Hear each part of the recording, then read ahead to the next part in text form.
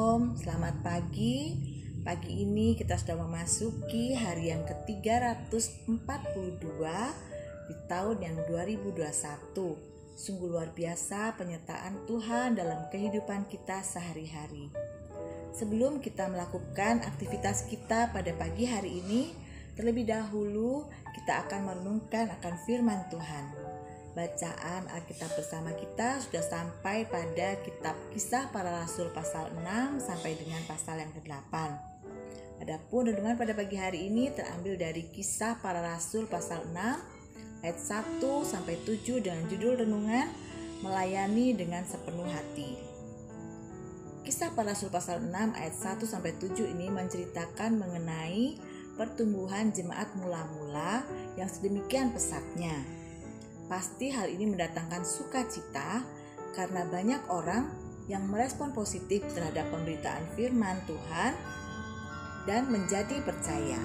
Tetapi semakin berkembangnya sebuah komunitas, berarti pula semakin banyak permasalahan yang timbul dan semakin besar pula tanggung jawab yang harus dipikul.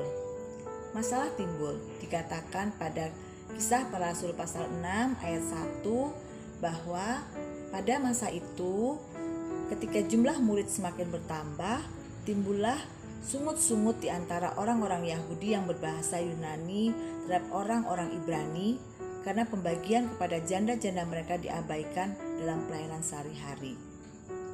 Respon positif diberikan oleh ke-12 rasul atas masalah yang ada dan kritikan yang mereka terima. Pada ayat yang kedua dikatakan bahwa rasul-rasul pun menyadari akan kelemahan dan kekurangan mereka. Dan kemudian di ayat selanjutnya dikatakan bahwa rasul-rasul itu kemudian mencari cara agar masalah yang timbul itu dapat segera ditangani, diminimalisir, dan diperbaiki. Semua ini berangkat dari kerinduan yang sama bahwa para rasul ingin memberikan pelayanan yang terbaik. Mereka ingin melayani jemaat dengan sepenuh hati. Setiap kita juga pasti memiliki kerinduan yang sama, rindu untuk bisa ikut ambil bagian dalam pelayanan Tuhan dalam kehidupan kita. Tapi seringkali kerinduan itu terbentur oleh hal-hal yang membuat kita jadi undur dalam pelayanan. Pemikiran bahwa daripada nanti orang akan kecewa terhadap apa yang saya lakukan dalam pelayanan, lebih baik saya tidak ikut dalam pelayanan dulu aja. Lebih baik saya dilayani ajalah dulu. Saudaraku, kabar baiknya adalah bahkan para rasul yang sudah memberikan sepenuh hidupnya untuk melayani pun masih saja ada orang-orang yang tidak puas atas apa yang mereka lakukan. Tetapi bagaimana mereka menyikapi ketidakpuasan itu sehingga pelayanan mereka tetap jalan terus, itu yang harus kita teladani.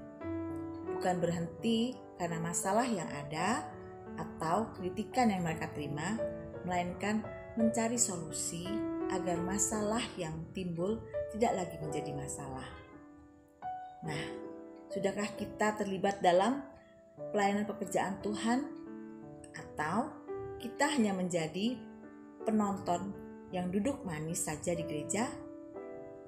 Sering kita jumpai bahwa banyak orang Kristen atau bahkan mungkin juga kita yang lebih suka menjadi penonton daripada menjadi pemain. Dan biasanya penonton lebih pintar dari pemain.